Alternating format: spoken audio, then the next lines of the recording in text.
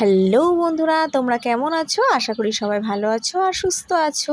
তো দেখো, আমি দুটো কাঁচা আম নিয়ে নিয়েছি আর সেইগুলোকে সুন্দর করে টুকরো টুকরো করে কেটে আমি এখন মিক্সির জারে দিয়ে দেবো। তার সাথে একটু পুদিনা পাতাও দিয়ে দিয়েছি। তো আমি এই ফার্স্ট টাইম কাঁচা আমের শরবত করছি।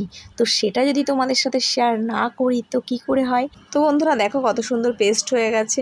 এর মধ্যে চিনি, নুন, তোমরা পারলে বিট নুনও দিতে পারো, কিন্তু যেহেতু আমার ঘরে বিট নুন ছিল না তাই আমি নর্মাল নুনটাই দিয়েছি।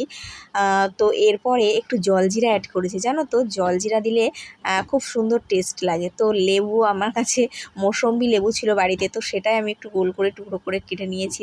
তো দুটো গ্লাসে অর্ধেক অর্ধেক করে ঢেলে নিলাম। এরপর একটু পাতিলেবুর রস দিয়ে দিলাম।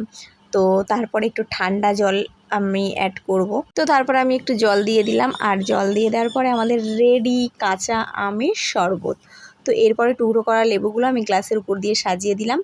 আর তারপর পুদিনা পাতা ছিল, তো পুদিনা পাতাটাও একটু দিয়ে দিয়েছিলাম গ্লাসের উপর দিয়ে, যাতে দেখতে সুন্দর লাগে। তো তো দেখো, টেস্ট করার জন্য আজকে কাকে নিয়ে এসেছি, নন্দাইকে নিয়ে চলে এসেছি। তো খেয়েছি, বললো বৌদি দারুণ হয়েছে খেতে। তো তোমরা ভালো থেকো, সুস্থ থেকো, আবারও দেখা হবে অন্য একটা ভিডিওতে।